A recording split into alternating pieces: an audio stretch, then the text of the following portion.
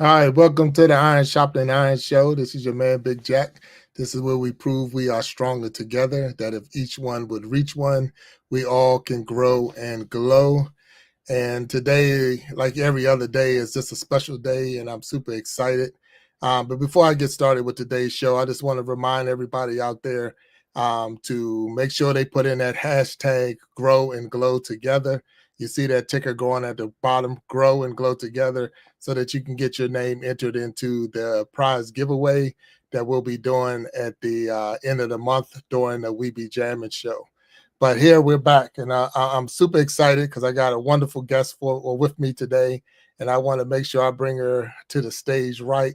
So I ask you all to be patient, put your hands together, and welcome my guest to the stage.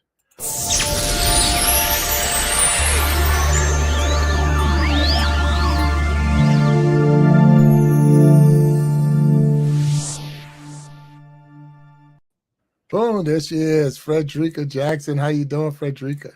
I'm good. How are you? I'm doing well, and thank you for being on the Iron Sharpening Iron show. This is live, so we're live right now. We're live on Facebook and we're live on YouTube. And after this show is over, we'll be live on Instagram. Well, not live, but we'll put a recording on Instagram and TikTok. So, uh, are you ready? I'm ready. Thanks for You having ready? me. That's good. So, now there are going to be people coming in. They're going to be coming in the chat. So once I don't know if you can see the chat, if you can see it off to the side. There's a couple of, matter of fact, I see Boogie Time is in there right now. So they'll be chatting. And if you can't see it, that's okay. I'll share and let you know people in there. But other than that, we and you're going to just have a full conversation. And I'm so glad to be here. I'm glad to be here. I'm glad to have you here. Yeah. See, I'm already excited because you're here, and I appreciate that. So, look, Freddie. Tell me about yourself. Tell me a little bit about who you are. Introduce yourself to us. Yes. Well, I'm your little cousin. So I'm from Maryland, currently living in Florida. I am 36, and I just am happy to be here today, talk about some ideas, how we can better the community, how we can sharpen iron with our iron. Oh wow, hey look. I like how you just threw the name of the show into your intro. That's pretty cool. I appreciate it, and I thank you.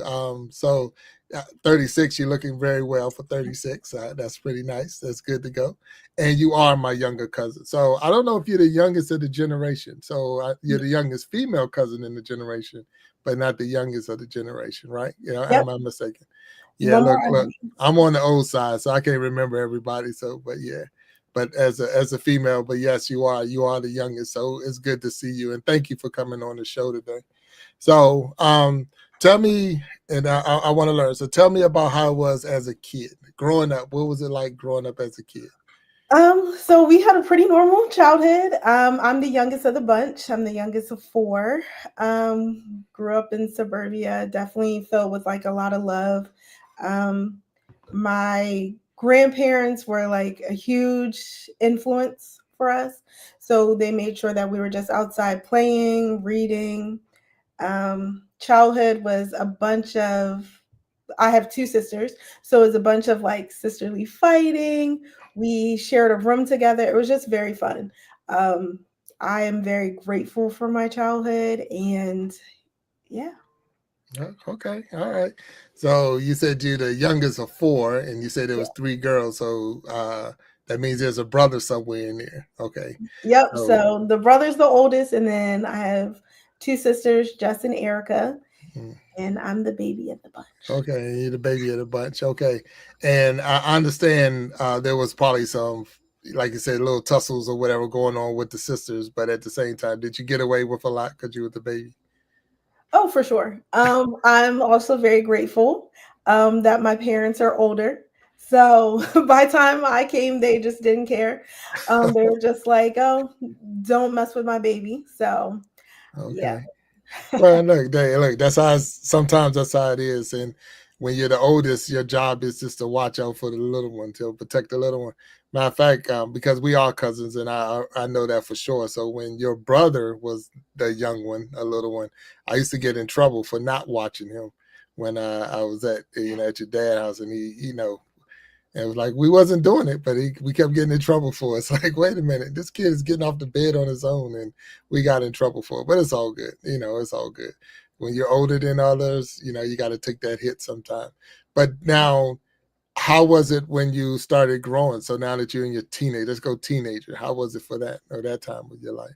Um, so teenager, yeah, so I went to a high school that was not diverse, I will say. Mm, So everyone in high school was either our cousin or a stranger. So we grew up with like a lot of family. As a teenager, I spent a lot of time with Erica. She was my sister that's closest to me. Jess mm, was off at college. Me and Erica were kind of the ones that were still at home.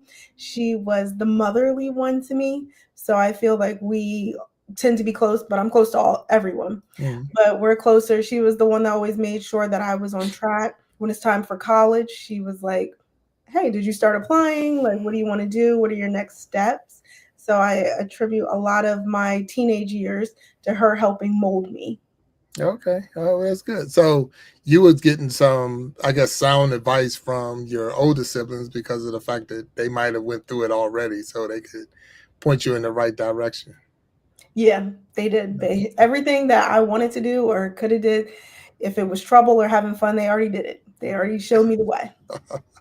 Okay. So now, how do you feel about that? I mean, did you have your own, or were you walking in footsteps, or did you have your own like life in that? And that's So I'm lucky that I never felt like I was having to walk in their footsteps. I definitely use their footsteps as a guide. mm, But as far as walking in it, I had my own identity. I was blessed to be able to live my own life and charter my own path, which I'm grateful for. But it definitely having older siblings makes everything a lot easier. And for me, it also made me the one like no one can say anything bad about them because I'm coming to their defense. I'm okay. the sibling that I'm protecting the family. Oh, gotcha. Yeah, I'm coming for everyone. So you're the young one, but you're the protector of the rest of them, huh? Yes. Oh, okay. Well, ain't nothing wrong with that. There's nothing wrong. Now, you made the comment that your parents were older. So, what does that mean? What does that mean? They were older, so when I asked for things, they just said yes. So my mom, we joke about it all the time. Well, I joke about it. I think she's more serious. That her car was my car. I was Mm, always driving it.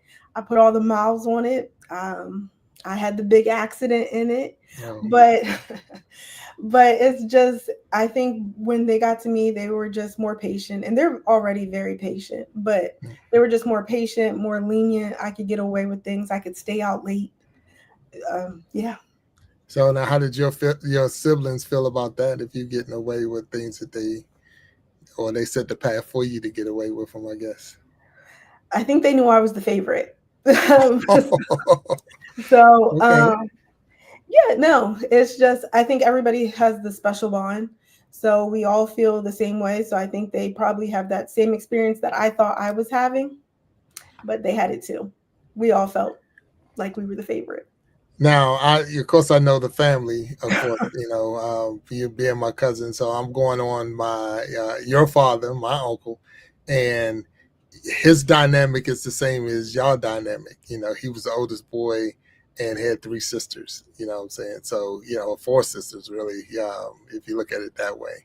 So it was all girls, him and all girls. If we go down that list, and I'm looking at a comment where his youngest sister made a comment saying you were spoiled.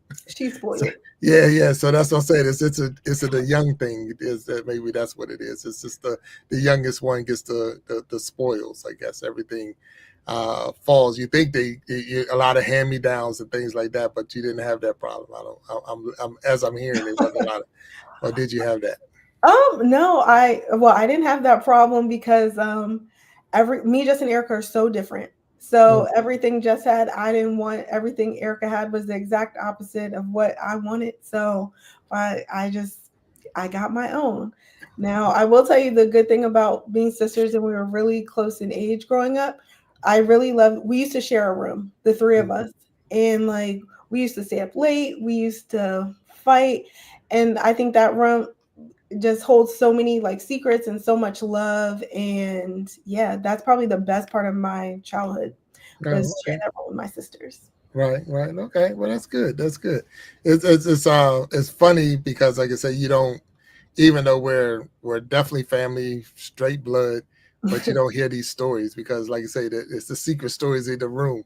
These don't come out to the family reunions and the Thanksgiving and Christmas dinners and all. So these are, and you probably got a little secret handshakes and some codes that y'all use with each other when you're around on the outside, so the other one knows, they'll stop with you. So, do y'all have any codes you willing to share? No, we don't have codes. I think we have a lot of inside jokes that it's kind of, we just always know. There've been years, I think me and Erica probably have the most. I think we just look at each other and we're thinking the same thing and we're just going to burst out laughing. But Right, no right. like code words, but definitely a lot of inside jokes. No, no, that's cool. That's cool. Well, thank you for sharing with some of the teenage years with us. So now I know you said your sisters and they're good friends. So did you have outside friends, or I noticed you said small school, a lot of relatives, but was there any like non-family friends that you grew up with? Yeah, they were family.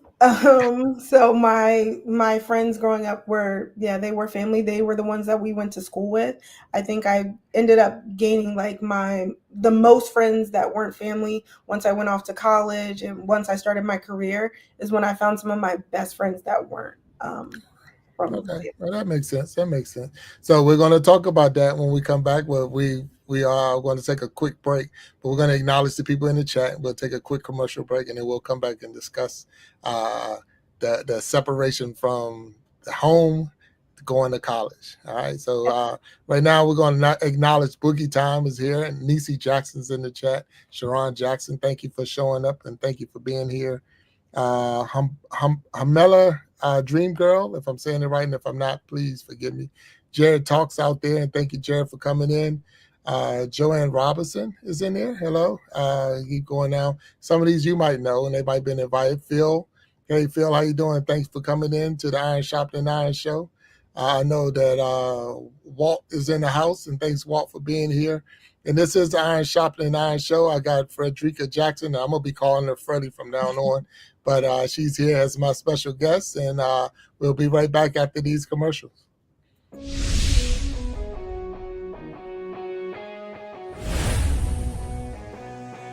Get ready to groove to the rhythm of excitement as We Be Jammin' Live takes you on a thrilling musical adventure.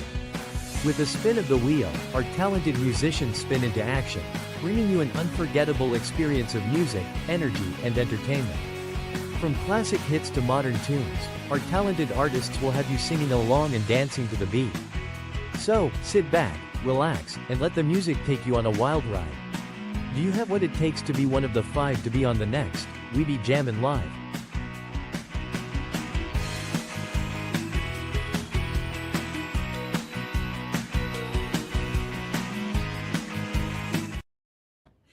All right, welcome back to the Iron Sharpening Iron show, and I'm your man Big Jack. And today I got my special guest with me, Freddie Jackson, not the musician Freddie Jackson. We're talking Frederica Jackson, my cousin.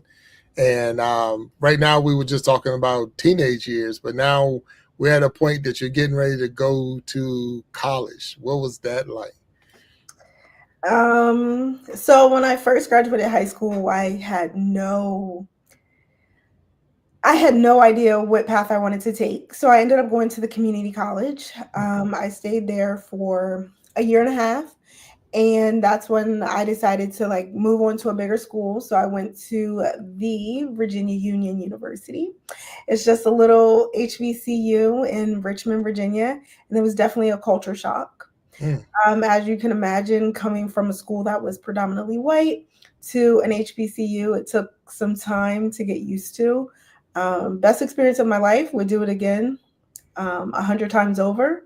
At the time, I didn't understand what I was experiencing, but now as I look back, it was probably the greatest step I probably could have taken for myself, was to go there, try something new, be away from home.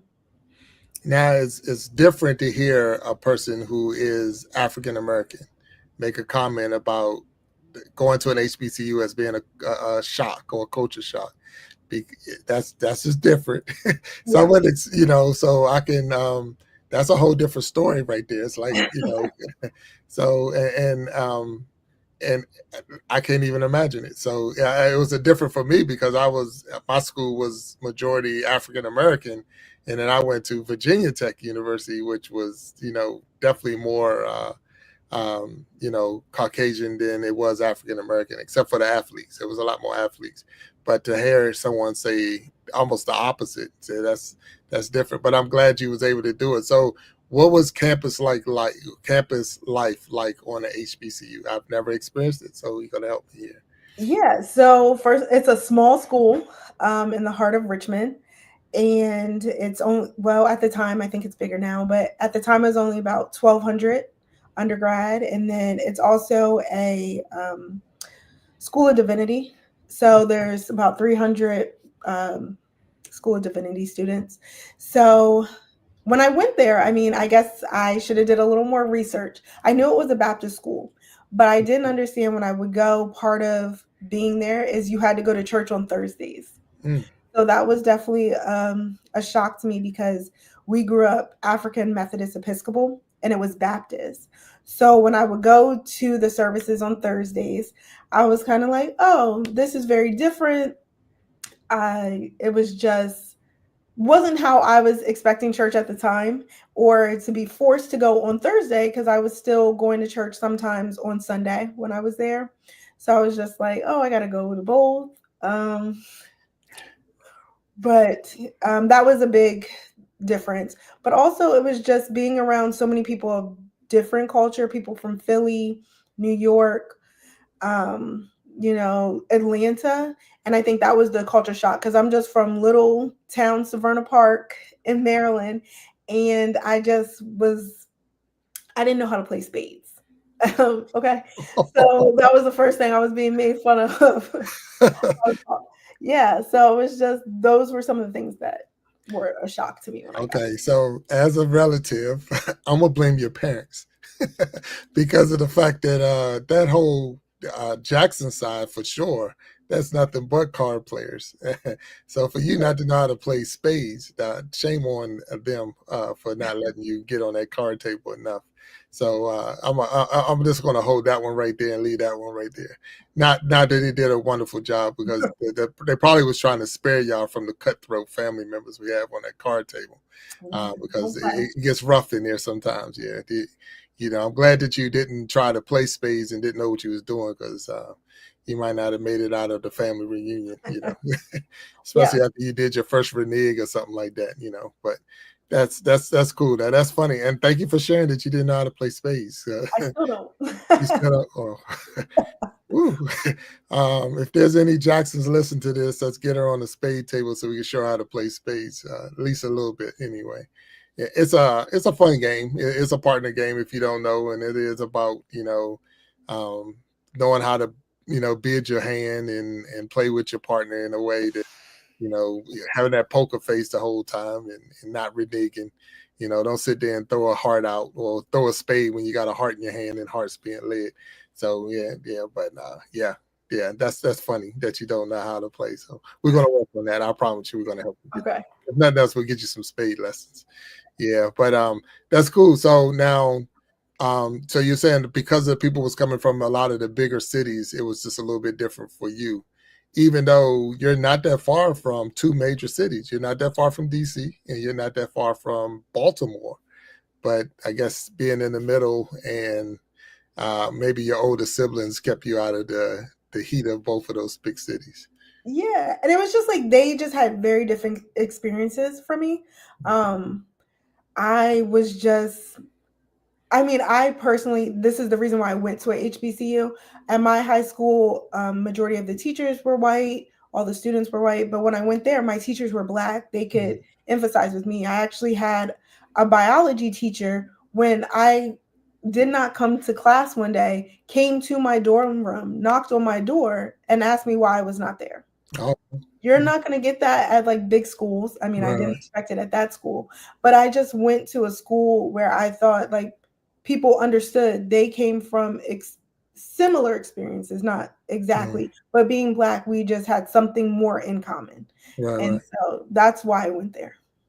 No, and that's huge. I mean, that what you just said is because you're right. In a lot of the larger schools, you're just a number. Nobody's knocking on your doors. Nobody care if you show up or not. And I think when we had Sharon Jackson on, she made a comment when she was growing up, and the teacher made a comment to her, "I'm gonna get paid if you show up or not." So, a lot of those professors feel like that. I'm gonna get paid if you show up or not. And to have someone care enough to come knock on your dorm room door or wherever you were at to see why you didn't come to class, that's huge. That does show that they're concerned with not just the paycheck they get every 2 weeks or however they get paid, but they're concerned with your education and that you're going to get something out of this experience. So that's really cool. That really is nice, and I'm glad to hear that there's still teachers and all out there that's doing that kind of not only teaching but doing that kind of work and concerning or being concerned with the students. That's huge.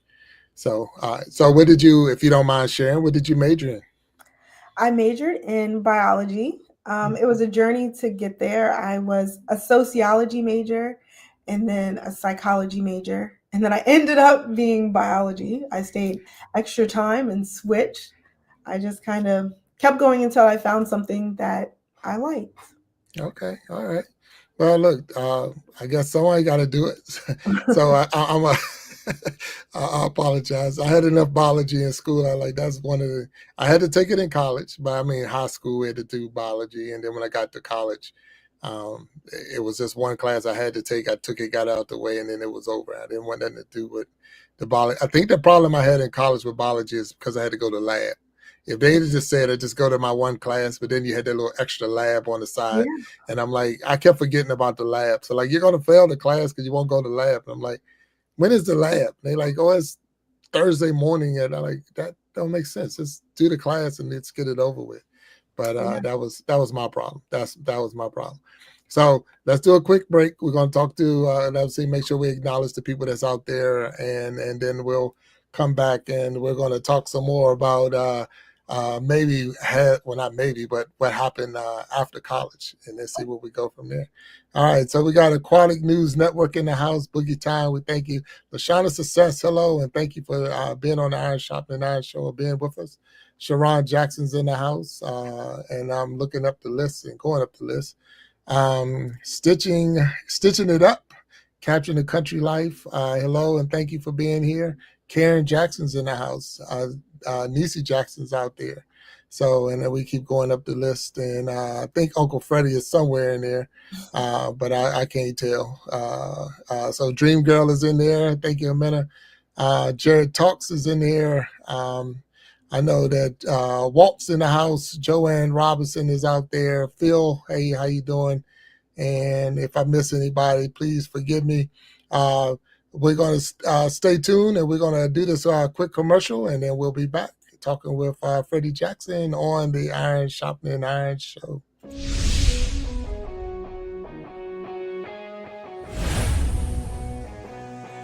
Get ready to groove to the rhythm of excitement as we be Jammin' Live takes you on a thrilling musical adventure.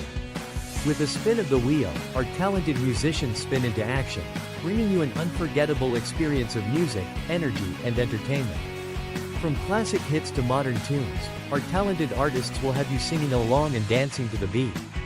So, sit back, relax, and let the music take you on a wild ride. Do you have what it takes to be one of the 5 to be on the next We Be Jammin' Live?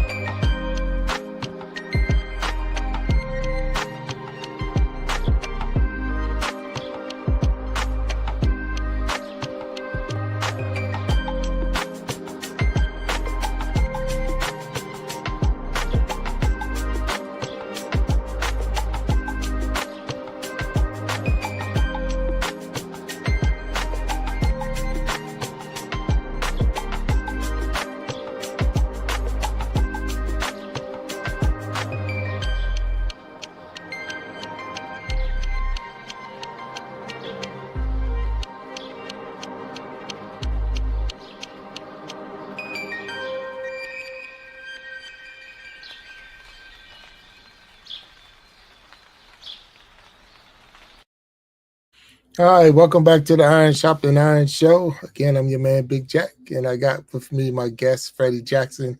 And again, not the singer Freddie Jackson. This is Frederica Jackson, my cousin Frederica Jackson. And I was gonna say baby cousin, but you're not a baby. You're not my baby cousin. But it's good to have you here with me. And you've been sharing with us about your experience at a HBCU. That's where you went. But you said you started with community college, correct? Yes, I did. Yeah. Okay. So did the community college thing. So was that a help? Did it help you inspire to go to a bigger school, or was it, how did that go? I think it was a help because I don't know right out of college, I mean, right out of high school, that I was ready to go off to college. I mean, I didn't prepare, I didn't apply, I just I wasn't ready. I don't even think I was really thinking about college. I knew like that's what I was supposed to do and that's what I should be doing, but I didn't take action on it. I didn't like put much thought into it. I took like the SATs, I didn't study for it. Like a lot of people when they're actively preparing for college, they do these things, but it wasn't like I was still playing around. I was still having fun. So I think going to the community college was probably what I needed to ground me into like taking that next step forward on my own. No, and I appreciate the honesty and even saying that, because sometimes we do make that like say a lot of people believe that's what I'm supposed to do, so I'm gonna just do it.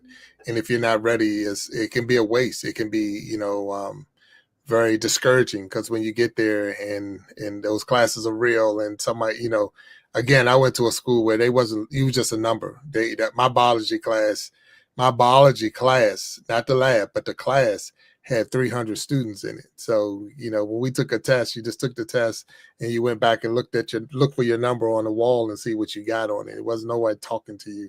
The professor was up front lecturing, and that was it. You got a lot of it out of the lab, but you didn't get a lot from the class other than just read the book. Here's the syllabus, read the book, and see you on test day. And that makes it hard.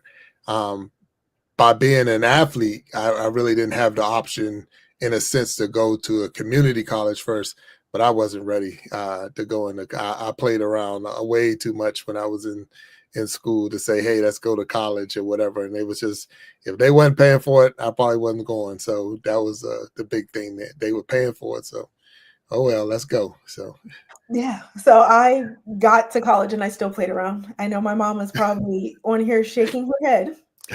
I got there, played around a lot of times. I know that me and her had a lot of discussions about like, at this point, you've stayed all this extra time. If you're not serious, you probably need to just come on home. wow. A lot of fights about that, but it probably is what I needed to just finish. Oh, Yeah. well, it's a huge benefit to have someone that's going to stay on you or stay after you, to make sure that you're doing the right thing, because that is a time that we're grown.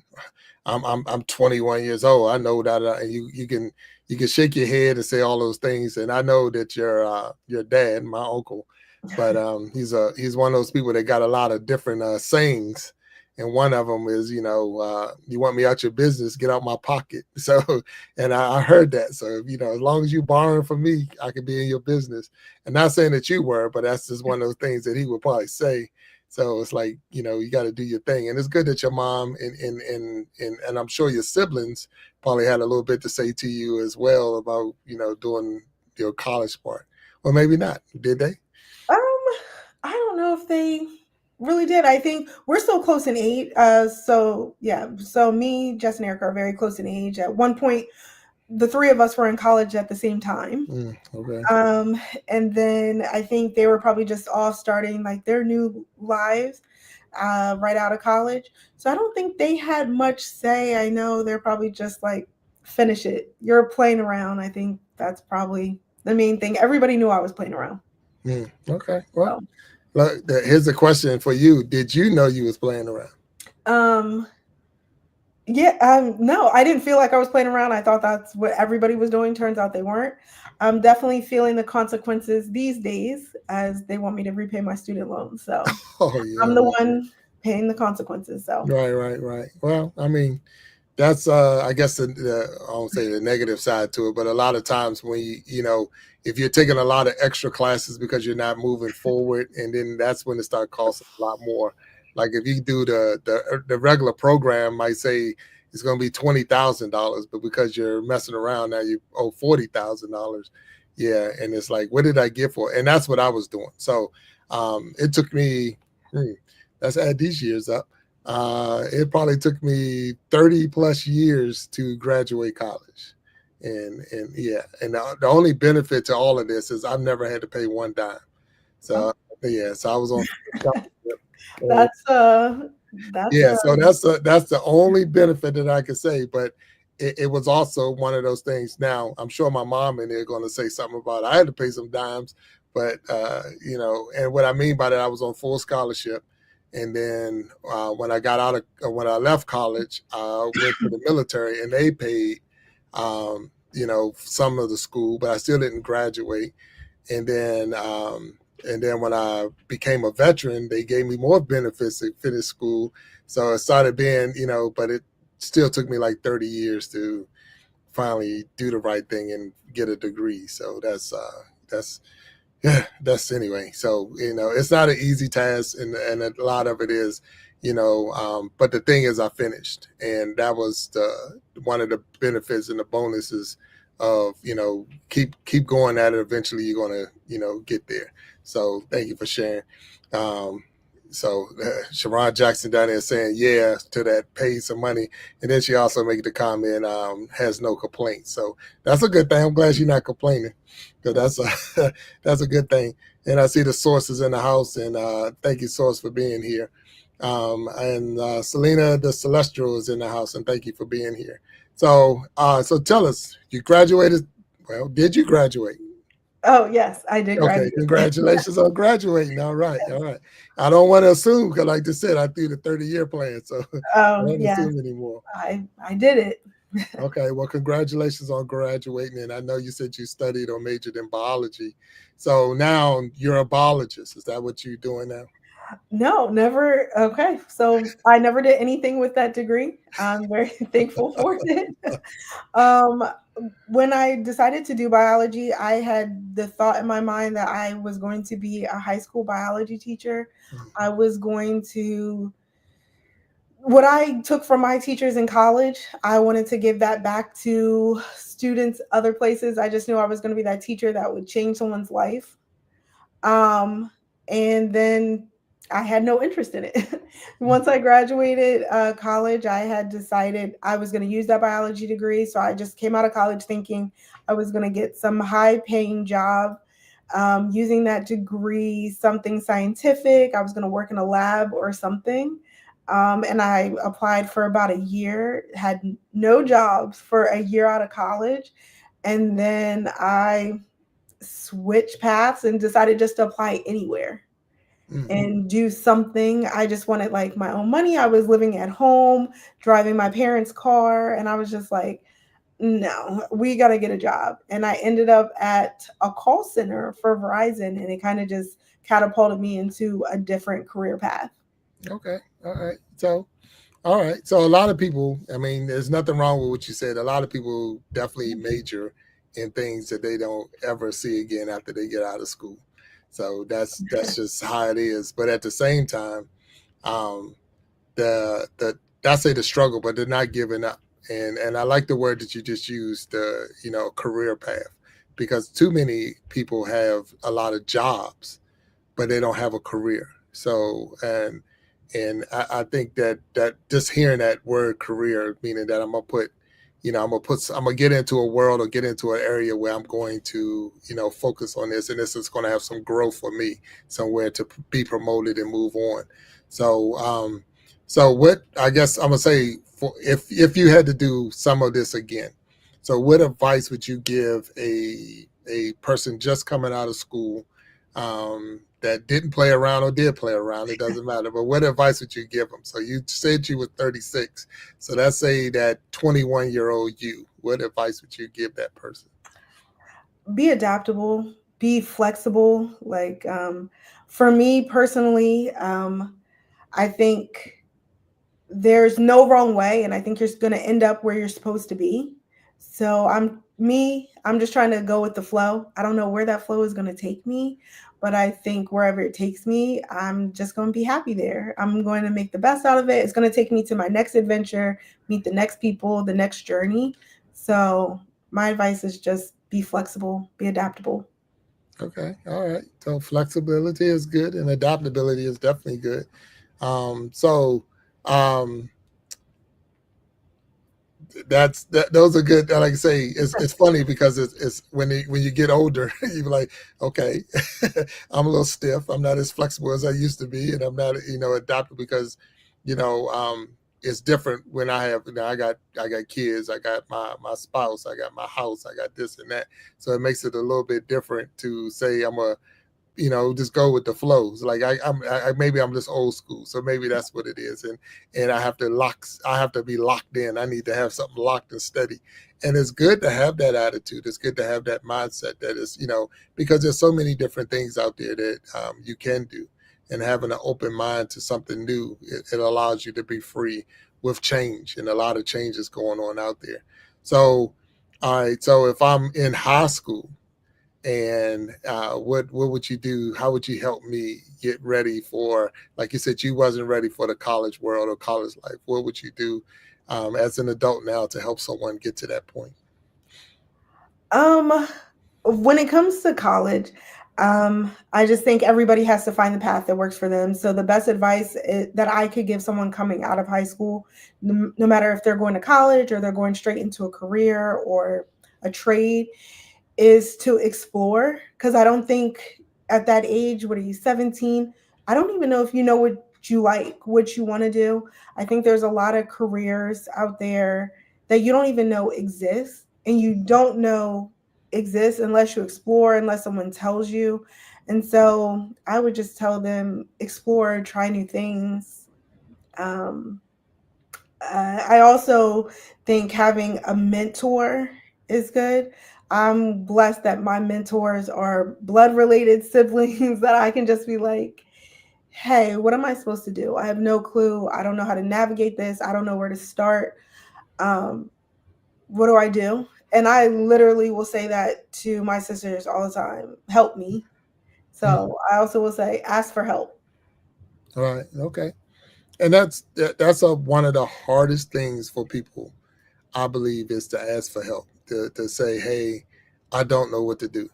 I'm not sure on what to do. Help me. And especially those who have figured it out or are figuring it out, because they can put you in at least in the right path. It's not a one size fit all world. It's not a one size fit all life. What happens or what happen even with your siblings, as close as you are in age, it might work for one and then it didn't work for the second one. So it's like, so what should I do? And the big thing is don't give up. Don't give up. Don't, keep moving forward.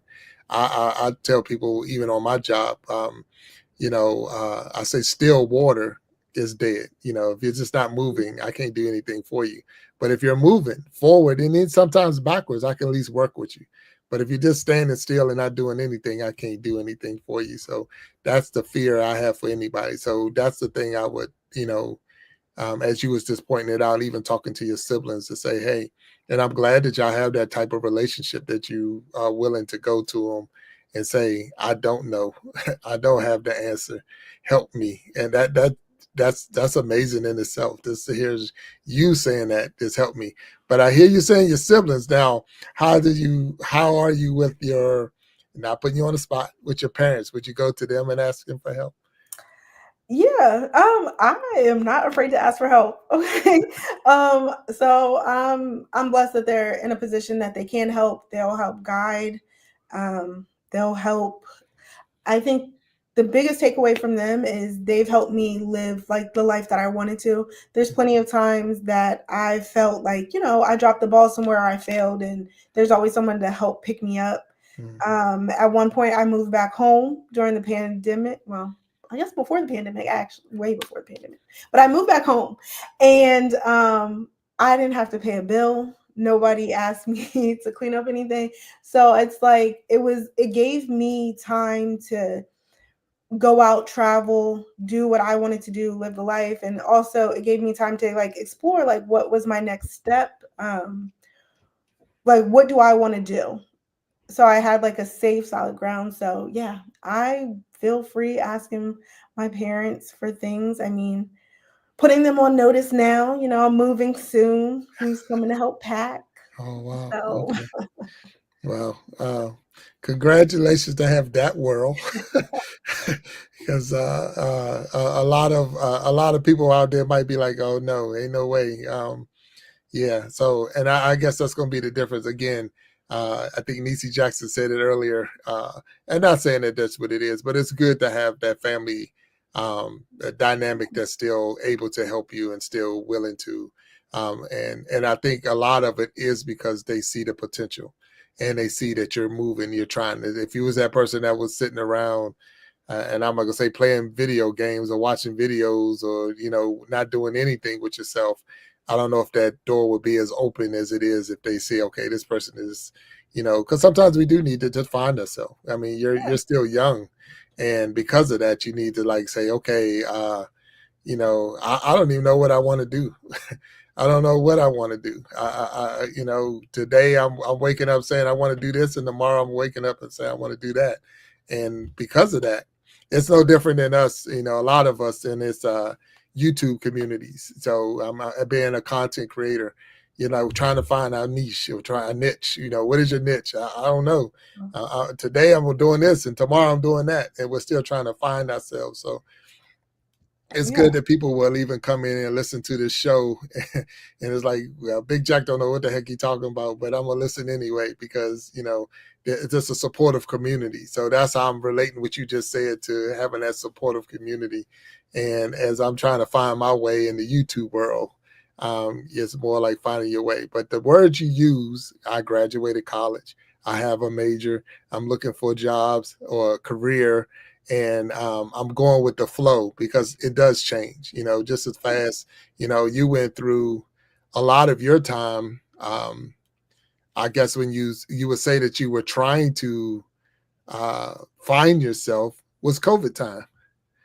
So you were finding yourself in COVID time. So that's a little bit different than a lot of, because it's like, well, you need to get out. Well, I can't.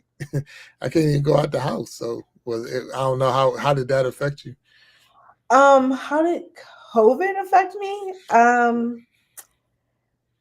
was grateful to be living at home with my mom at the time, and she was sick, and I just wanted to be there to just do all the fun things with her, just to make sure that she had things that she needed. We did stuff around the house.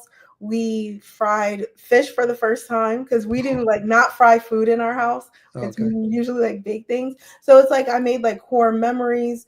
As a family, we started new traditions. Like we started a tradition for Black History Month challenge because we're all in different states.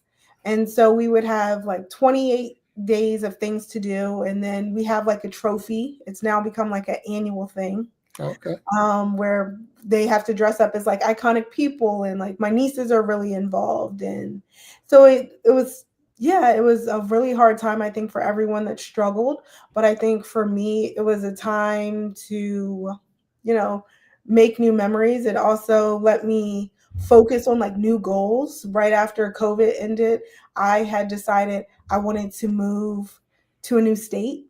Mm. So I started like applying to jobs and ended up in Florida. And it was Okay. like that was like another like pivot. So it allowed me to pivot. I was able to save a little money to like make things just a little bit easier.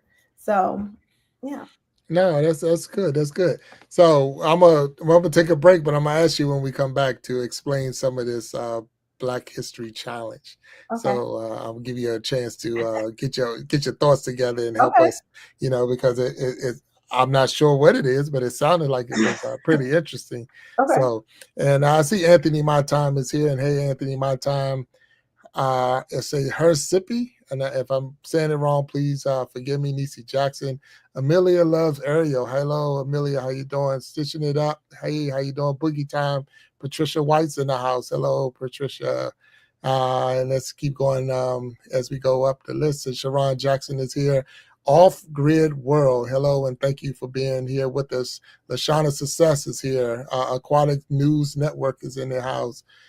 Nisi Jackson is here, and I know she made a comment. Uncle Freddie in the house, so if I'm missing him, he's around there somewhere. The Source is in the house, and thank you, Source, for being here.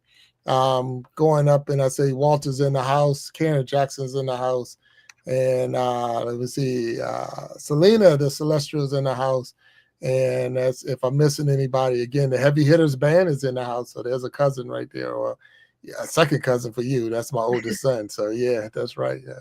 Trying to get that straight. I think we said Lashana Success, but I could say it again because she's worth and deserves more than one shout out. Here's Lashana stitching it up. I said that before. We can do it again. So we thank you all for being here with us on the Iron Sharpening Iron show. I got my guest Frederica Jackson, and when we come back, we're going to talk about this Black History Month challenge because I want to know a little bit about it. So stay tuned, and we'll be back.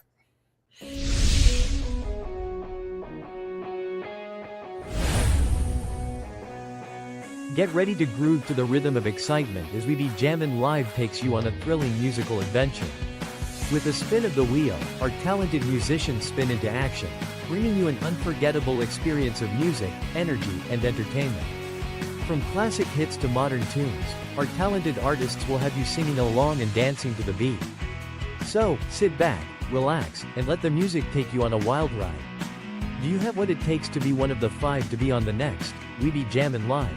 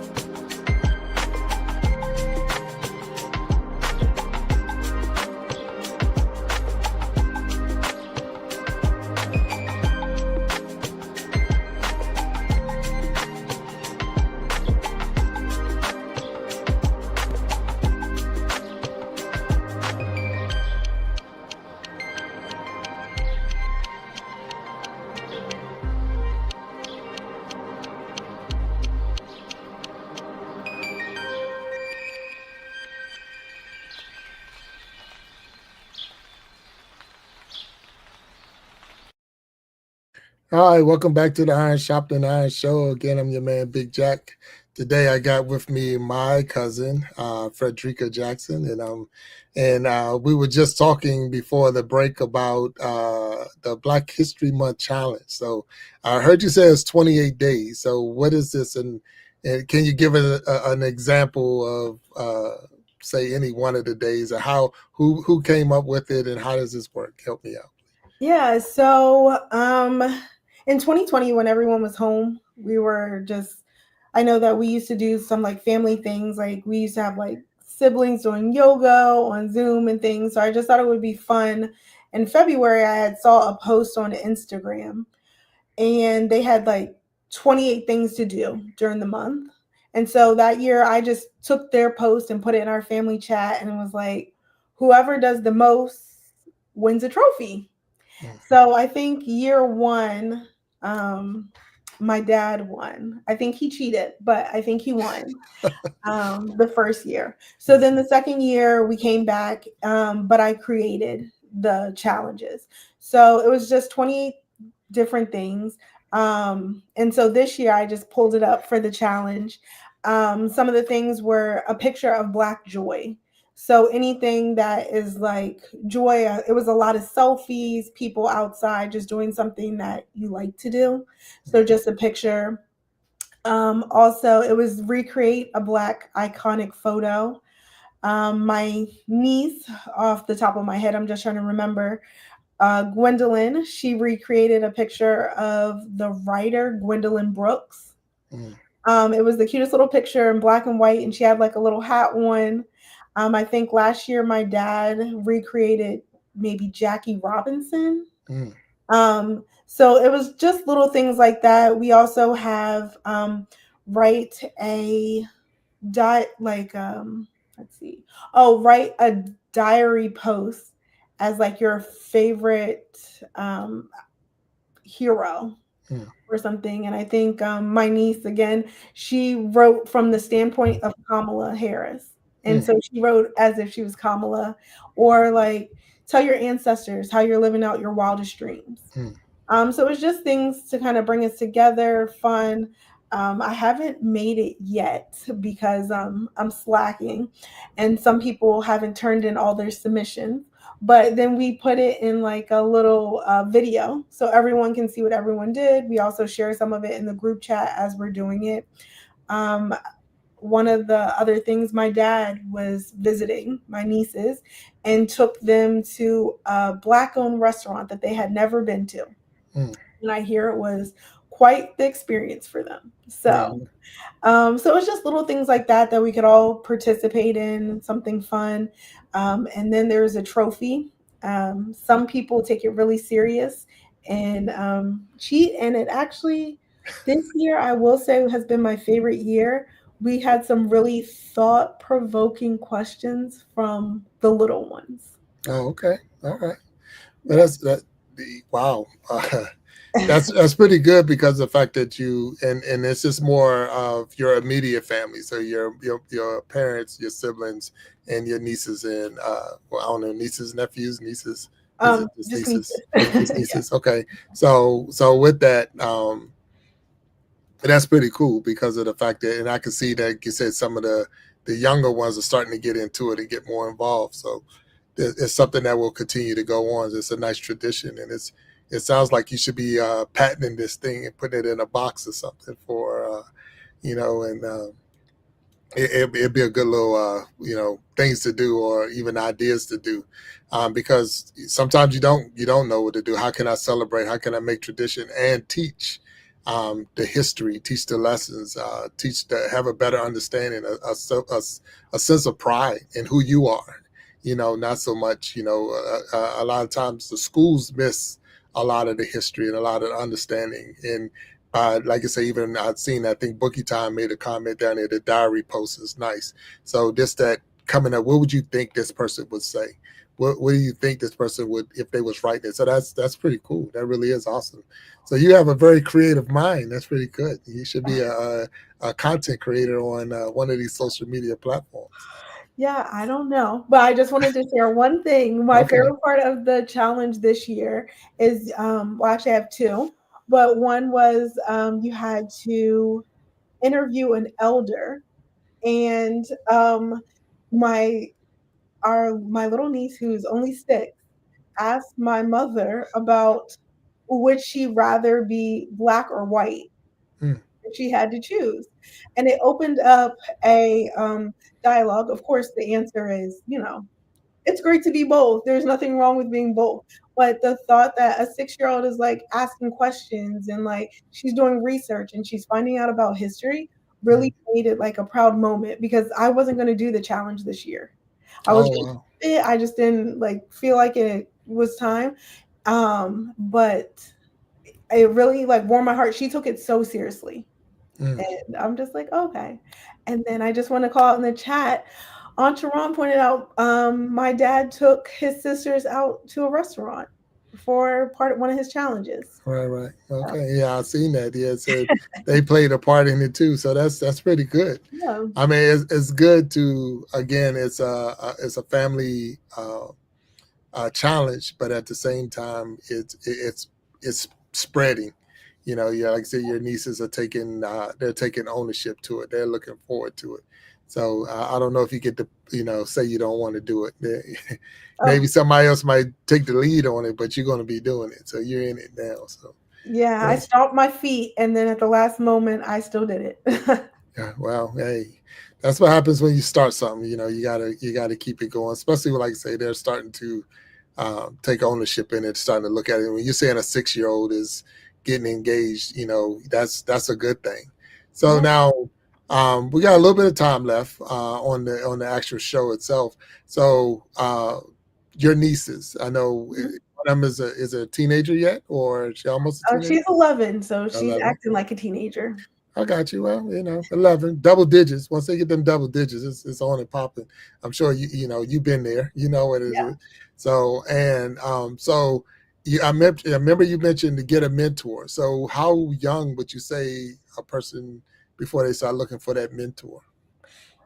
I don't know. I probably think by time, like maybe your later high school years, because I think you have to be at a stage to be able to ask for a mentor, to know what you're looking for. I think, 11 is a little too young. You still have like your parents.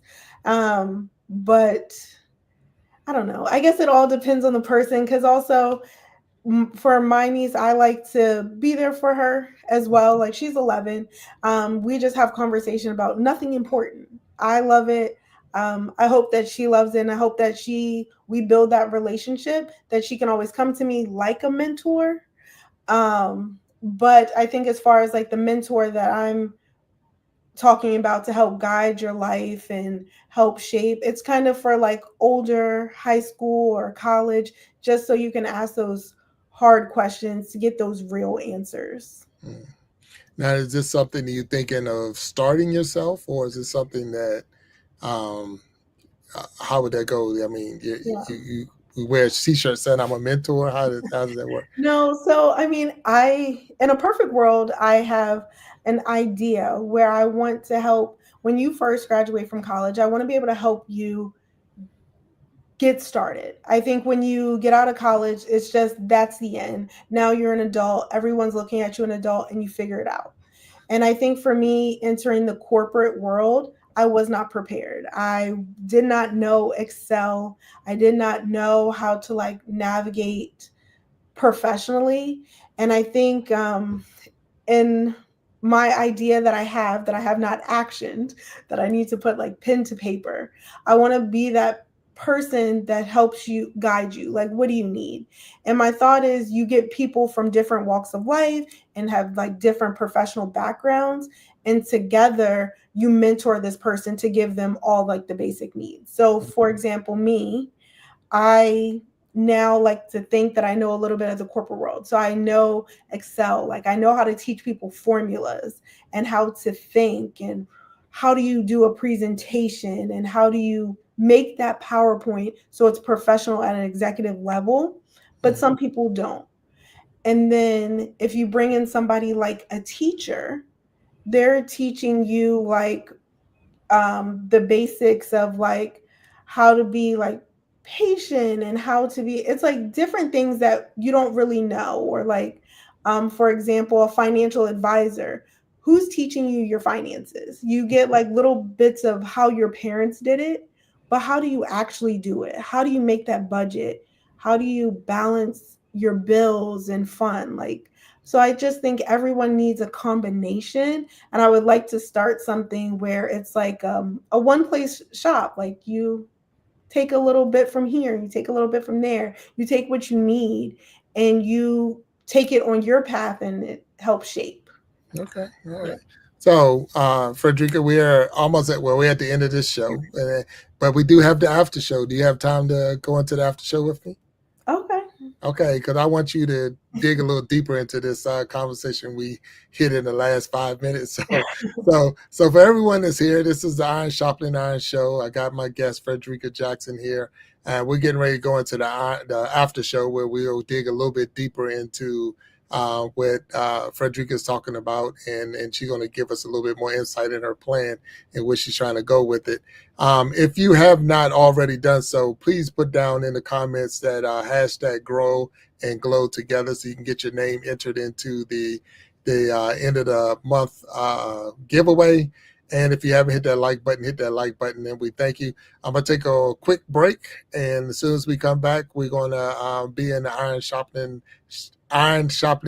After Show with Frederica Jackson, and we're going to bring other guests up on the stage so that we can have a deeper conversation with your topic. So, one thing, I thank you, Frederica, and we'll be right back after this message.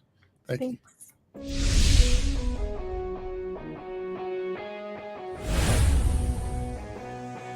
Get ready to groove to the rhythm of excitement as we be Jammin' Live takes you on a thrilling musical adventure.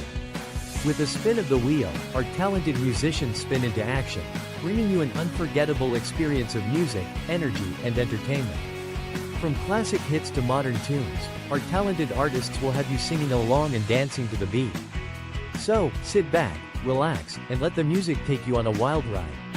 Do you have what it takes to be one of the 5 to be on the next We Be Jammin' Live?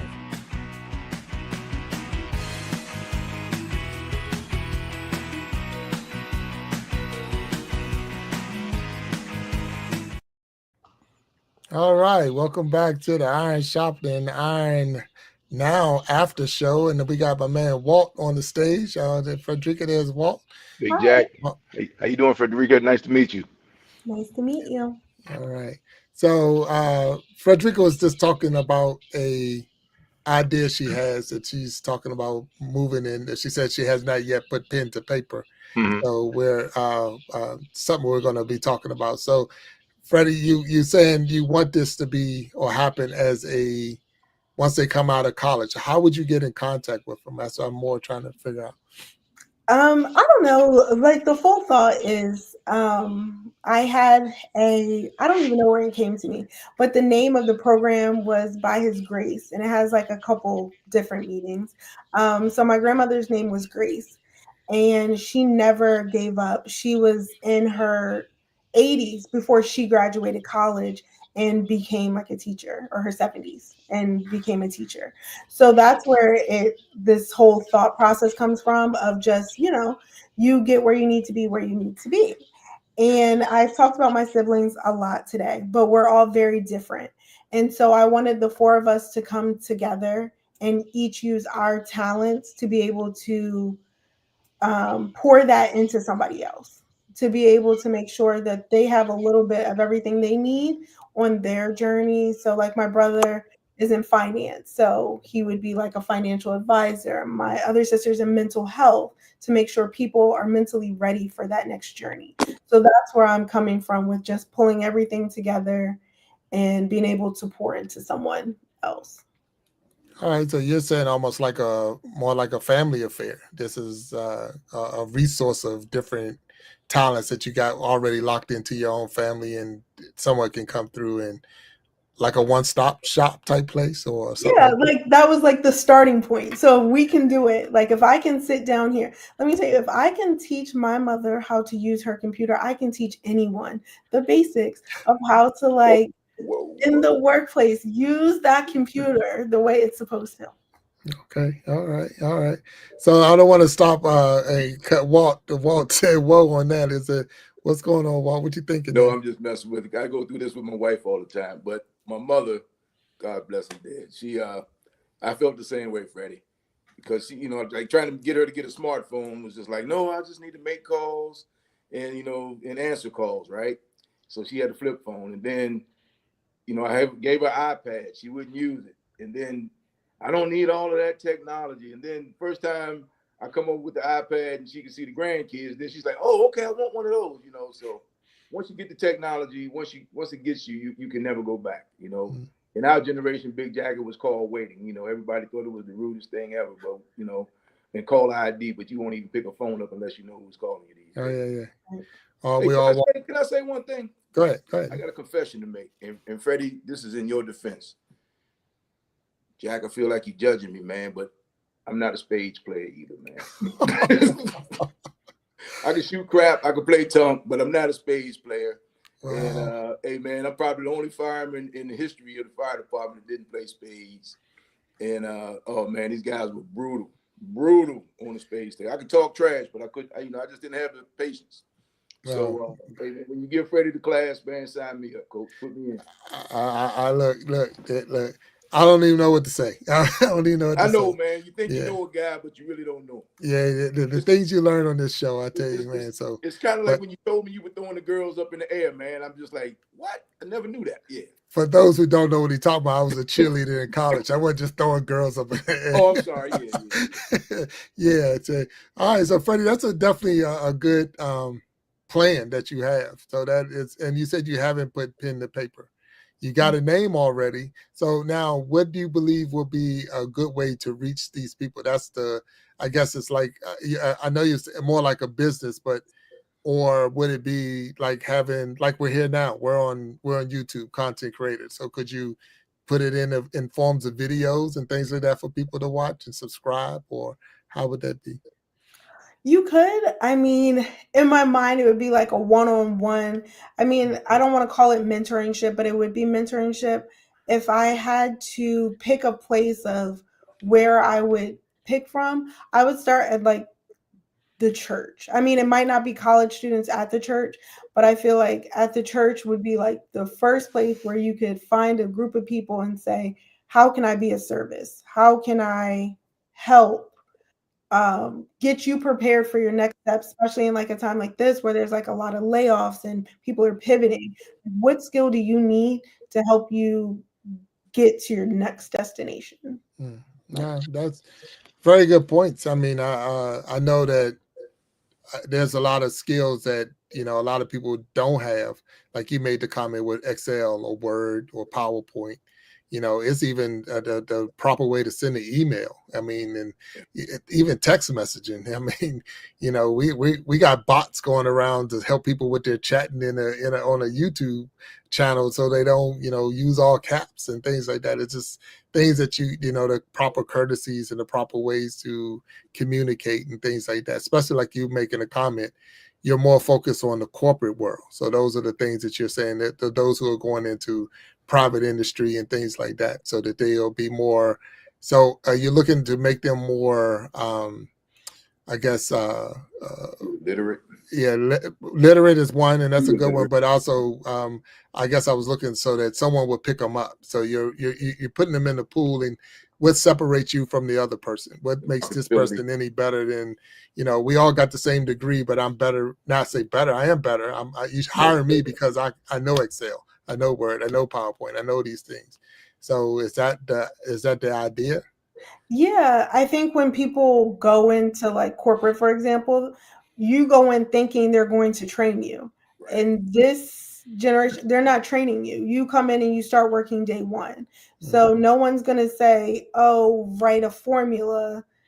I mean, let me teach you what formula you need to write. You come in and you need to tell them on day one, what's the formula you need to write.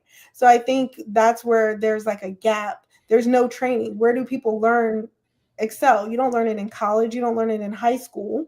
Right. You don't learn it until you actually use it. And when you actually use it, these people are coming in with advanced skills, and you're like, oh, I put a list in Excel. Okay. A list is very remedial. They're looking for advanced. Right. No, I got you. And people do put it on their resume. I'm a subject matter expert in Excel, PowerPoint, and they can't even type their name. So I'm with you 100%. So now I'm gonna ask you a question, because, like you say, you're saying this generation, this world. So how do you feel about AI? Because a lot of stuff is just let AI do it. I don't do anything. I don't even write anymore. AI does it for me. So no, it doesn't for me, but I'm just saying that's the world we're in now, where AI is doing everything. Um, I don't really have an opinion on it. I do use it. I do use like ChatGPT, but I still use like my own thoughts. So I'll use it as like a Google type thing, but I don't use it to like write something out for me or actually do the work. But sometimes I'm really heavy in Excel. That's why I keep referring back to it. I will have it help me like, what is the formula I'm looking for? What can I do? And it will tell me how to write the formula. And I'm like, great. Now I just need to figure out and put it in my spreadsheet. So I think it's helpful if you use it right, but I also think it's very powerful that it can become a problem. All right. Now, a very good point. Walt, do you use AI?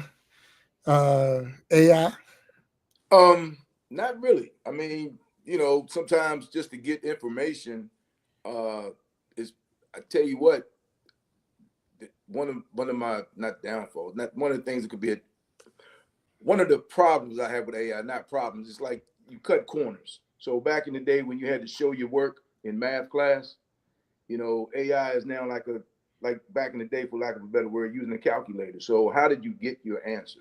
So the good thing about what you're trying to do, Freddie, you will make them fundamentally sound. You know what I mean? So it's easy for them to learn how to do it through AI, but you will teach them why it works the way it works. And that's a great thing because a lot of people don't do that. Also, starting in the church is a great start because you have a captive audience, you have people willing to learn, you have high school kids looking for credit for volunteer credits and stuff. So you will probably do well. It sounds like you thought this thing out very well. So, but as far as this AI, you know, Jack, I don't. I'm retired, man, so it can't teach me how to swing a golf club. But I just think that kids nowadays just don't get the fundamentals. You know, I just think so. That's you say that you can't get it in college, but it's like everybody wants to cut the corner. You know, AI is fine, but you need to learn how to use Excel, for example. And that's what Freddie seems like you have a firm grasp on how it operates, how it works. And if you can take that and share that information, I think you can very well prepare a lot of people. And I think they'll be grateful for that. So that sounds like a plan. Even seniors, don't forget your seniors too, because you know, like we need Excel too. That's right. Yeah, we need Excel too. Yeah. I'm more, like I say, I'm hearing it and I like the idea. I'm much more thinking of how we can get it out. Because, you know, like I say, you're in one church, but, you know, it's a way to reach, you know, the community, reach the, you know, all the churches. Yeah, I know I'm Big Jack. I'll be thinking big. I'm sorry. So forgive me if I'm, you know, like, don't jump this gun. You know, I'm just more like, because it's a great idea. And like I say, it can help a lot of people. And I know everything starts. It has to start with at one. To start somewhere, and then you work your way up to, you know. So would this be a paid service, or is this a volunteer service, or is this from the goodness of your heart? I'm just going to help everybody be an Excel expert. So how does no, it's a volunteer service. I don't want to gatekeep this information. Somebody took the time to teach me. And my Excel skills, I will tell you, back in 2018, when I started really having to use it, were very basic, and I got a job heavy in Excel. So I had somebody that sat there and taught me how to write these formulas. I actually had, he's still like one of my mentors today, bought me a book of formulas to help me learn for that job. And so it's like, at some point we have to pass that information down. We can't just keep it to ourselves, or like, let's bring up the next person too. It's not a competition. So can you take that show to YouTube, that class to YouTube, and just online, like, you know, and then you can teach it all over the world? I mean, it's an option. I'm shy. This is a step out of my bubble here today. I'm talking to the people. I'm like, what? Because I'm like, you definitely have the energy for, you know, going on camera. So this is pretty cool. I wouldn't have guessed. I wouldn't have had you a shot. Maybe Big Jack makes you comfortable, but yeah, you seem like you could teach the online class and still change the world one student at a time, like you planned on doing back in the day. And the good thing about it, and not pushing you into it, but as a content creator, you don't have to be live. That right now you're live. Here you can just do videos and just put the video out there, and people will actually watch it. And you can even do faces videos. You can just do it where you're teaching it and never put yourself out there at all. It's just a voice in the background, or just let AI talk for you. And so it's ways to get the point across without actually being on the screen. And you don't have to reinvent the wheel. If you Google Excel formulas right now, probably 1,000 of them will come up. I'm sure. Some of them may be more exciting to listen to than others. So if you did, you know, put your twist on it, your energy on it, you may be able to reach a group of people that aren't being reached by those videos that's out there now. So, I mean, there's a lot of things you can do. And then you got this guy here.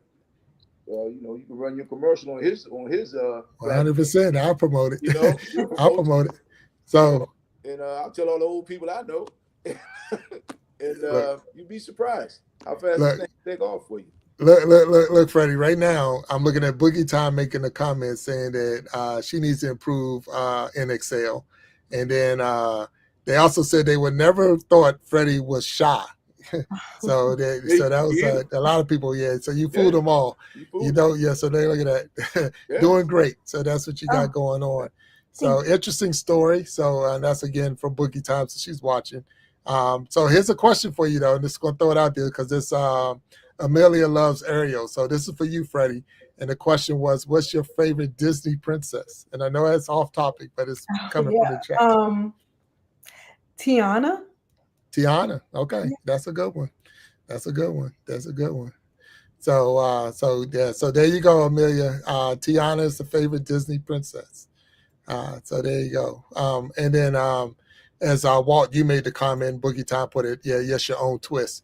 So you can put your own twist on it, and people, like say, making it fun to learn. So a lot of people, when you tell me I'm sitting in a class and I'm learning, it's not fun. And I'm doing this. Then to have somebody bring me, yeah, there you go, be passing out like, what do I got to learn? But having someone come in and tell you how to do it and make it fun is really cool. Oh, yeah. So that's cool. And like I said, we're not pushing or trying to force you into, because it does add so many other, because you mentioned your brother being finance and your one of your sisters being what was it, more I know it's mental health. Mental health. So I wasn't sure exactly how to say what it is, but yeah. So all of those are good directions, and and it could be, and there's so many other different people that can, bring on and bring into that network of building different lessons for people to come through and find. I mean, again, not forcing it and forcing it on you. It's just another avenue, because you're reaching thousands and thousands and thousands of people just by going in this direction that might not have been reached if you just went from church to church. But it's just giving options, and that's a good thing. Yes. But the church members have computers, have phones. Oh yeah, no. So you can still reach the church. I mean, you can, that's not like it's and also. It's not either or. It's and also. So 100%. Yeah. So I guarantee you, and I, I bet you, if you just started out offering this through your church for free online, just as your pilot program, your test case, if you will, and people get to learn in the process, you'd be surprised. You'd be surprised how many people. And just think about the people who are now out of jobs. They may be looking for a career change, or just want to put another tool in the toolbox. You'd be surprised how quickly you can make this happen. I mean, if that's what you want to do. But I tell you, don't ever underestimate the value of another skill. People wanting to learn another skill set, because that's the way you keep it moving. That's the way you stay relevant. So. And it's true, because I mean 100% with Excel. So the source is out there, and made a comment. You gotta start where you are. So that's a good thing. It's you got to start with where you're at. So if you're saying, and again, not trying to take anything away from your idea, the thing is, look, you just said something to us almost like you on a Shark Tank, and we're sitting there trying to figure out how we can buy this idea. I don't got no money, so I don't have no money, but we're trying to figure out how we can get you in the FUBU, or we're gonna put you over here, put you on a home shopping network where I can make you something, But that means it's a good idea. It's a very good idea, and you already have the name for it, and it's like this thing could grow and really grow. So congratulations on that part. Go ahead, Walt. I know it's on your head. Go ahead. What do we get once a week from our Wednesday golf group? What do we get? A spreadsheet, right? Oh yeah. With all the information, and sometimes like you got to. I mean, like every organization, every group of people, every golf club, bowling league, everyone, Excel is everywhere. So just don't sell yourself short. You'd be surprised. I promise you. I promise you. I'm not. Again, I was looking online, because my job requires me to now put a lot of facts and figures and try to pull it up in the the graphs and put a pie chart together and this and that. So it's a lot of Excel, and I don't have all the codes. I don't have all the formulas. So I looked on on Amazon, and they got like the mat that you could put down to have all the different formulas on it. Yeah. So look, trust me, I'm telling you, for someone that got an idea that can say, hey, check it out. This is what you need, or this will help you get to here, get you from the basics to you won't be an expert, but you might get a little advanced, a little ahead of the curve, that's huge. And like I say, I'm excited for you. So I do see that Gen X is out there saying he paying his support taxes. So hello, Gen X, and thank you for being here. That's my thing. I go live hopping, so I'll hop to other people's Okay. lives and bounce around, and that's what I say. I'm paying my support Yeah. taxes, so I'm just going around paying my taxes. So we support one another. So I appreciate everybody that's here, the sources out there. Boogie Time, Sharon Jackson, Niecy Jackson, Freddie Jackson, Patricia White. Everybody's out in the house. So we thank everybody that's here. My time popped in. And we got Freddie Jackson on the stage. We got Walt out here. Amelia loves Ariel's out here. And Amelia said you're almost there. So I'm not sure. I'm going to say she likes Ariel. So, I mean, so she said she loves Ariel. So maybe that's her favorite character. I'm not sure. But she said you're almost there with Tiana. So we'll keep going there. So I don't want to miss anybody who's here. But we're talking with Freddie Jackson, not the singer, but Freddie Jackson out here. And she says she's shy, but she did a very good job on the show and definitely a good job on the after show. And you have a very, very good plan or idea that I know you said you haven't put pen to paper, but you at least have the name. And that's a start right there. So, you having the name and the idea of how to help somebody. And that's, I think, because of the fact that you want to help. It also gives it that authenticity and that growth pattern because you want to be a helper to somebody. You want to help them get to that point. Now, if it wasn't for the job that you got and someone helping you get to that point, do you think you would have had that same passion in the world of Excel and things like that? No, I have this passion because of the path that I took that was very unconventional. Probably went the hard way to get where I'm at now. But no, I just think I've been able to run into people that have just like given me the knowledge to like move to the next step, that I probably wouldn't have got on my own. I could still be that same girl out of college, taking phone calls when I first started, but it's like someone just gave me what I needed to move forward. Mm. Yeah.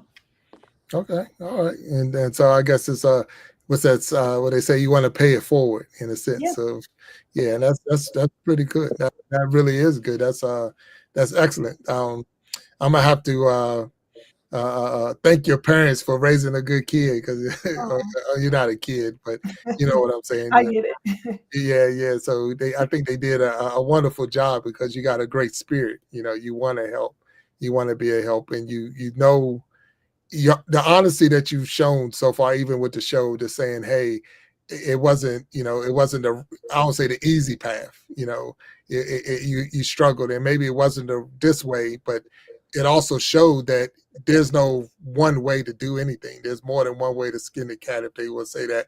And I learned that in biology class anyway. So yeah, more than one way to skin the cat. And I'm like, what are you talking about? Until they made us dissect the cat. And then I'm like, oh, wait a minute. Yeah. Yeah. So I was in AP biology, so I got to do that. So anyway, I know I don't look smart, but I had a little bit smart, a little bit, just a little bit. But with all that being said, it's just the fact that you have the right spirit. You want to help somebody. You want to help them get over, and because you experienced it, it's you can be real with that person. You can tell them, hey, this is what you're going to need. You're going to need this. You're going to need that.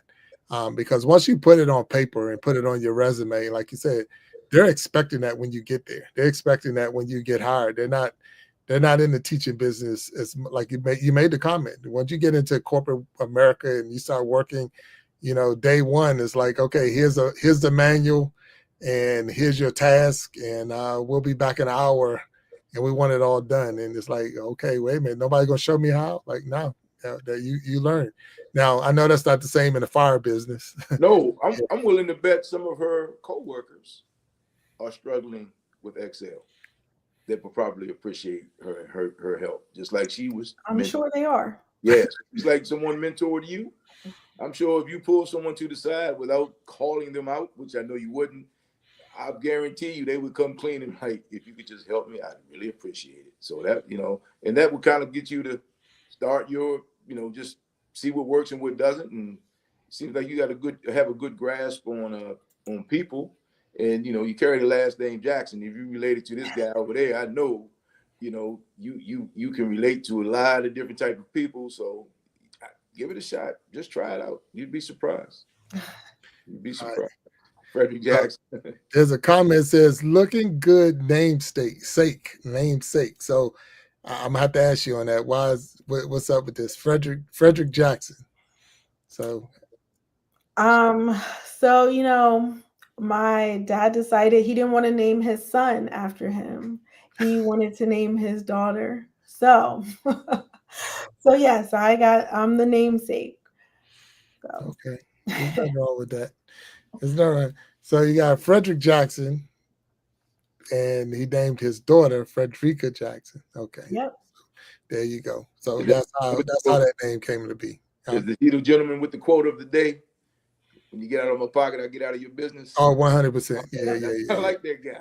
He's the yeah, yeah. He's a rough one. He was when we were growing up. He was the punishment. Don't make me send you down there to Uncle Freddie. Like what? I'll get Oh, straight. please don't do it. Yeah. Yeah, yeah, Oh, yeah. he's a softie.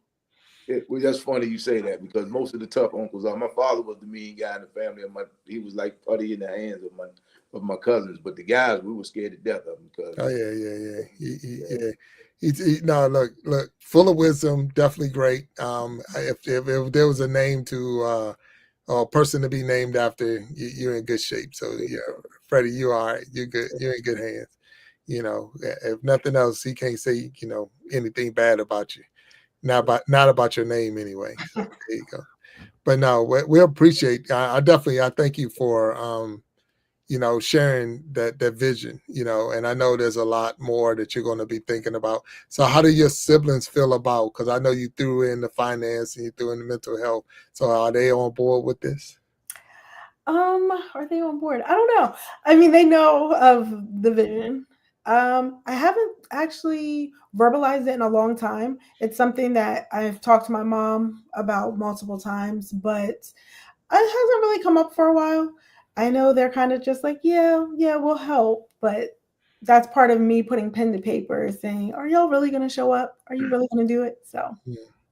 Okay. All right. Well, and you got a lot more family yeah. members out there that got some super talents and some skill sets and things that they can definitely share in a lot of different areas that are willing, I'm sure, willing to help when it comes to that. So the idea is definitely wonderful, and that's pretty cool. So now, Freddie, they say all work and no play makes a person dull. So when you're not learning Excel or teaching Excel or doing Excel, what do you do now that you're in Florida? I mean, so that's not it's not Maryland. So so what's a hangout or what do you do in Florida? I come back to Maryland a lot. But no, I do. But I like to go to the beach here, and I also just like to travel. Flights from Florida are much cheaper than Baltimore, so yeah, I like to just go to the beach, travel, or yeah, go home to Maryland and eat the good food. The good food is in Maryland. It is. So you're not a seafood fan? No, I mean, so the seafood in Florida is not good. Oh, okay. All right. It doesn't have taste. They don't season it. You got to go back home to get a good crab cake or crabs. I got you. Okay. Well, that's good to know for those who are out there looking for some. Well, Maryland is a crab state, and nobody's going to take that from them. And that dang Old Bay has definitely put them on the list. Because I yeah. go places and I travel with my job, and I look on the menu and they like a Maryland crab cake, and I'm like, Oh man. how you got a Maryland crab cake in Texas? There's no Maryland crab cakes in Texas. And the first thing you say, where's the Old Bay? And they like, like it's not a Maryland crab cake. Then you're messing up bad. So, but you like the beaches. So, Yeah. what part? You're in North Florida, South Florida, East, West? Yeah, I'm on the West Coast, near Tampa. yeah. So I'm more of like a St. Pete, Clearwater type of Mm. girl, or Anna Maria Island, where like the water is clear. Right now it's a little cold, but like June is like the perfect time because other than that, the water is like 90 degrees. Oh wow. Okay. All right. Yeah, it's too hot. Cool. All right. So, I'm gonna have to ask you this because I know Walt's in here with me. So, uh, any golf courses nearby? Oh, absolutely. I'm sure. I mean, I think there's some. I think when you visited, you went to a nice one. I hear, but I don't know where they're All at. right. So, no problem. So, Tammy, yeah, she's right there huh? at Innisbrook. She's right there. Innisbrook, yeah, Copperhead, yeah. So we Just was there, the PGA right Tour. out there. Last Yeah. So that's a nice one. Definitely some nice golf courses out there in Florida. Now, have you been affected by any storms, anything that came through? So luckily I have not. I usually evacuate for them. So I like to come home. I'm not going to chance it. I know the last one that came through in October, they were expecting it to hit as a category 5. And I live right outside like the evacuation zones usually. So I just go on home, but I had no damage. Just had some electricity out. So I'm very grateful for that. Right, right. Yeah. They need to work on the electricity, but it's okay. It's all good. Oh boy. So no, I won't mess with that one. So Boogie Town said I want some crab cake from Maryland. Oh, some crab from Maryland. She didn't say crab cake. Crab. Yeah, that's so in the wintertime, Boogie, I don't know if you know this, and a lot of people don't know this. In the wintertime, the Maryland crab comes from Texas and Louisiana. So for those who didn't know that, in the wintertime, Louisiana and Texas is where Maryland get their crab from. But in the spring and summer, the bay is full, and we got plenty of crab, and Maryland is the crab state. So if you ever want a really good crab cake, I would say come to Maryland for sure. Yes. I went and had crabs yesterday, man. Down in Mike's, wouldn't got a half a dozen. Mm. Pretty good to be off season, but like you said, it coming from the Gulf. So yeah, coming from So and only because I know that's because of one of my former jobs or former whatever, and them flights coming in with all the crabs on it and this and that. So that was the only reason I know that. Like, where all these crabs coming in? Oh, Maryland, we don't have them in the wintertime. But now the season's changing. You're gonna start seeing a lot more people going out crabbing and things like that. So that's cool. So thanks for Source for coming in, paying your taxes, and see you later. So Frederica, you told us that you like the beaches. You come back to Maryland. You said you like traveling. So where's some of the spots? Is it travel outside the country, or is it just traveling around the U.S.? Travel anywhere. I just like to experience new things, eat new food, see new culture. Okay. So, yeah. No, that's pretty cool. That's pretty cool. So, I'm really excited. One about your adventure and what I'm waiting to see how this thing going to play out. So I'm gonna ask you to possibly come back on the show and let us know when you put the pen to paper and you're getting ready to spread this. If nothing else, I can run the commercials for you.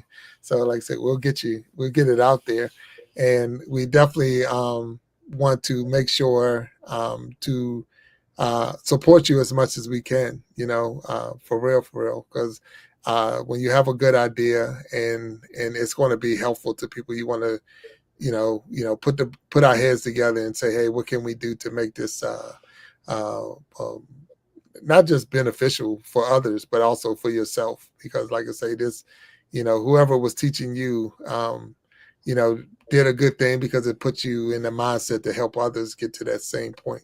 So it's like that. Back to the iron sharpening iron. That's what we're all about, learning some things and helping each other grow and glow. So that's what we got. That's what we want to be. And if you can help me, I can definitely need it. So, I like to say I'm still working on putting things together. I'm happy when I get the little pie chart out of it. Like, hey, make me a graph, and I did something. So you're telling me that, excuse me, there's some deeper formulas I could be using that's going to make some. So that's what's up. So you have to share some of that off stage knowledge with me, so I know what's going on. Of course. So yeah, so that's good. So Walt, you got anything? You watched the show? Anything that you want to throw in there? And I think a couple things. Her story was very similar to my daughter's story as far as she went to HBCU, but we visited Virginia Tech. And what you said, 300 people in your biology class, that was the reason I was trying to explain to her. And she was in AP, IBAP, her whole high school piece. But I'm like, you got to know what works for you. So Virginia Tech was great. It was Michael Vick's year, back this is a while ago, it was around 2099, 2000. But she ended up at North Carolina A&T. But Virginia Union was one of the places she thought about, but she ended up at A&T. But I have a few friends in the Hall of Fame down there at Union for football. Yeah, but these guys were like well ahead of you. So these guys would have come through there in like the late 80s and mid 80s. Yeah. So, when I say Union, if I mention Virginia Union, because these are my Madden guys, they'll be like, hey, man, put your hand over your heart when you mention that place. Don't stand up, put your hand over your heart when you mention it. So when you said you were playing around and trying to figure it out, it all works out, So all of those experiences, no matter how insignificant they seemed at the time, trust me, they're going to take you through the rest of your life. So that's a good thing. And then the fact that you share those experiences, share them with the younger folks. Let them know that it's okay not to know exactly, what you want to do. Sometimes it's better to know what you don't want to do, So share those experiences because everybody doesn't always have the answer, at all times. I mean, I got lucky. Big Jack, you got lucky too, right? But we just keep pushing. I mean, there's no right way or wrong way to do it. As a parent, I'm sure your parents just want you to be self-sufficient. That's a parent's dream, right, Jack? Get out of my pocket. Get out of my pocket, yeah. So, I mean, so you out of the parent's pocket, you're a success, Yeah, doing it. That's right. So, wait a minute, Walt, because you made a comment about VCU, right? So, make sure that we get the right school. Yes, Virginia Commonwealth University.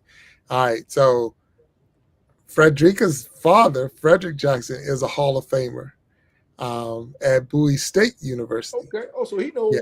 Yeah. So you didn't say the name, but you said someone who took 50 years to get into the Hall of Fame. Oh, yeah. You want me to tell So if you said that name out, I know Frederick Jackson knows that person. No doubt. He knows my man, Tony Jews, Milton Jews. Yeah. Okay. All right. So Frederick Jackson, if you're still out there listening, this man knows one of your Hall of Famer buddies because I was just at their 50th anniversary, and a lot of them got into the Hall of Fame, walking around in their jackets, and that was pretty cool to have a Hall of Famer in the family. Because look, Freddie, I don't know if you knew, I didn't think your dad did anything. But it wasn't until I'm a full-grown adult, I'm like, wait a minute, he did all that. He did a lot of stuff. So that's what's up. Didn't you know my man Tony? He was in the Wednesday group with us. But I didn't know he was a Hall of Famer at Bowie State. Yeah. He'll tell you that, man. He's from the Eastern Shore. Good guy. Okay. And Freddie, the running joke was, a bunch of these guys are like 10 years older than me. So these guys he's older than that. But the running joke was, yeah, man, if you turned in the library book, you probably could have been in quicker. So, but there's a lot of those guys we golf with on Wednesdays. A lot of them came from HBCUs. So to hear the trash talk between all the HBCUs is pretty cool. So I'm sure your dad is right in the pocket with that, because that's something to be proud of, especially that's an era that, it was different. It was different. So I'm thinking, is that a class that they offer in the HBCU trash talk? Oh, man. Probably my mother-in-law, she went to Johnson C. Smith. And I can't tell you how many times we've been places, and she ended up, PhD the whole 9 yards from GW, I think. But spades, man, I can't tell you how many times we would go places, and she would just like, oh, spades, and people would be at the table, yeah, you can sit down and get up just like the rest of them. And then I'd leave her at the table, man, and come back, and she'd be sitting there like for hours, just wiping people out, man, because she played spades through college. That was her thing. So that HBCU trash talking is definitely in the halftime show. That's the HBCU experience. So what'd you say, Freddie? Did you have a trash talk class? Well, let me tell you, no, but I learned it when I got out because Virginia Union is part of the CIAA, and so is Bowie. And Union is always beating Bowie, and we were the CIAA champs again this year. So my dad always has something to say, but we're always beating them. Okay, all right. Well, there you go. Hey, look, ain't nothing wrong with that. Ain't nothing wrong with that. So he probably he appreciates that. Oh yeah, yeah. Look, hey. He probably saying if he paid one dime, he just saying he paid for that whooping. So that's all that's going on. Oh, there you go. Yeah, He you know just it's threw it in coming. the chat. He just threw You it in know the it's chat. He coming. said Alpha Phi Alpha. So if nothing else, he throwing Oh, so he definitely knows my man, because that's he's where throwing he some at. he's Yeah. throwing up some signs right now. So now, Freddie, I'm gonna throw this out there because he just threw it in. Did you pledge anything while you was in school? No, I didn't. I was focused on graduating. Okay, all Yeah. right, there you go. By then I was time to stop playing around. So I no. got you. No, there's nothing wrong with that. I look, I didn't do it. I didn't pledge anything either. I was, I don't even know if I was focused on graduating. I was just like, I don't want to be that. I don't want to mess with y'all. I ain't had time for them, so I ain't want to do with them. So, look, I think it was a lot of it because I was a ball player and I played ball, and a lot of them didn't play. So when I first got to Virginia Tech, nobody was Greek. It was just the players, and then it was the Greek. And I wasn't going to allow anybody to have me doing anything. I had coaches already taunting me and had me doing all kinds of stuff. I'm not going to let somebody else, have me, beating down the wall and eating dumb stuff and all that other stuff. So like, it wasn't worth it to hang with you. I got a whole team over here. So, but not taking away anything. I learned a lot and I got some really good friends because it was funny because around their junior and senior years when they all decided, let's go Greek. Because they started looking at the networking side of it, the having that brotherhood or that sisterhood. But when we first got in school, it was all about, I'm on a team and that was my brotherhood. So, and I was able to keep that. And then when I transferred to a smaller school, it wasn't enough, or, you didn't have your own, that support system on campus. So you had to go to a nearby campus or whatever to get that same atmosphere. So, but it's all good. So that's good. So, but no, but Freddie, I thank you. I thank you for being on the Iron Sharpening Iron show with me. I thank you for being here on the after show. I had a good time. I learned a lot about, look, you've been my cousin all your life. So, and the big thing is a lot of times because of the age gap. Like saying you saying, you're 36 years old and I'm 54 years old. So with that, those are years I was already married and everything before you came around. So, almost, I guess it was. I was definitely in college. So with all of that being said, sometimes you miss out on, who's this person because you just like, you come home for a break or whatever, and there's a new baby or there's a new something. There's always a new cousin, a new something. So it's like, who is this? And when you see them running around, it's like, where your parents at? but Yeah. but that's just how life is. But I'm glad that you came on the show. I'm glad you was able to share your idea with me, and thank you for walking me through you as a young person and a teenager and the college life. Very, very, very interesting life, And again, we definitely will get you back on here so that you can tell us when you, put the pen to paper and got everything working, so that we can promote it as much as we can and get people to get out there. I know Amelia loves. Ariel said if you was in her country, and I'm not sure what country that is, she would take you out dancing. She'll give you a place to stay and take you out dancing. So if you like to travel, she's already throwing an offer out there saying that you can come out. So I'm not even sure what country it is. So if Amelia put it, tell what country it is. Go, you can see the chat right there. I can offer her a room during her visit and then take her out dancing. So, and then I think she threw up if you can keep up. So that was the next part. So she likes to dance. So but I'm not sure what country it is. But Amelia, whatever country it is, let us know. And if we ever traveling that way, or Freddie's traveling that way, maybe she'll stop by and go dancing with you. So, but Freddie, I'm gonna ask you if you have anything you want to say to everybody out there before we close out the show. Let me get Walt first to see if Walt got anything to say, and Hey, then we'll give it to you. just Freddie, good luck to you, and you come from a family that definitely will give you a lot of support. I mean, I know how much this guy means to his family. Family means to him. So just good luck to you and follow your dreams. And I just kind of crack up, and this is just, she says 36, like I'm 36. I'm like, wow, I remember 36. And you say 50, what do you say, 55, Bill? 54. 54. And I'm like, yeah, 50, yeah, I remember 54 too. And you know, I just chase your dreams. Just please. Just do it. And I've done a lot of things. Jack has done a lot of things. And no regrets if it don't work out. The regrets come from not chasing your dreams, your ambitions. So do whatever it is you want to do, chase it, and you'd be surprised how you can parlay it into sometimes into money, and sometimes it's just personal satisfaction. So good for you. Congratulations and best of luck. Oh wow, Sydney, New South Wales. Okay. For Amelia. Yeah, so you got traveling to do. That's a stamp for your passport. Get ready. Yeah, Going so out to nice Sydney. and you know, hey, good luck to you. Thank you. And when you get it going, let me know because I'll sign up for an online class. You know, Oh, give you some extra skills. Absolutely. If you can teach me, you probably can teach anybody. Yeah. Yeah. So, so I want to thank you again, Frederica, for being on the show with me.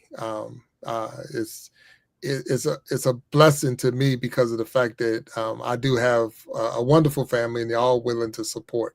And I know you came out of your comfort zone to be on the stage with me. But I can tell you this, you like a pro. No one, if you didn't say anything, no one would know. That's for sure. So I'm glad that you were able to come out and hang with me on the show today.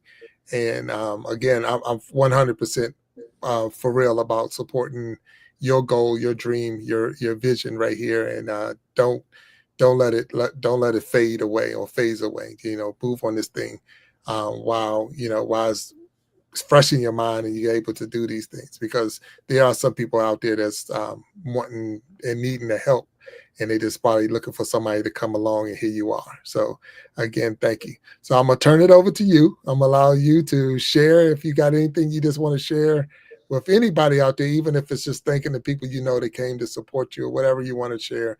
And then we're going to close out the show. So these next whatever minutes it take is yours, and I'm going to put you front and center on the stage. So okay.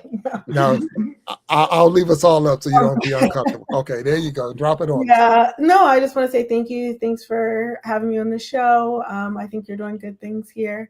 I think everyone out there watching, I saw some aunties. I saw my godmother on here and my parents. So just thank you. Okay. All right. Well, I thank you again. And everyone out there in the chat, thank you. I see Living My Best Life at 60 just came in, and thank you for being here.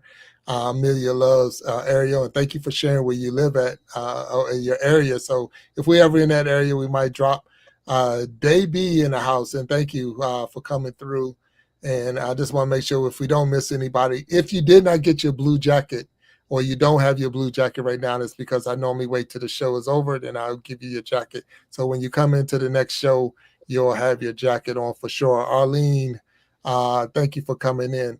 And for all those, if I missed your name, it's not on purpose. It's not personal. It's just because it's a lot of people came through, and we thank you all. So thank you for being on the Iron Sharpening Iron show. Frederica, thank you, Walt, for hanging out here with me.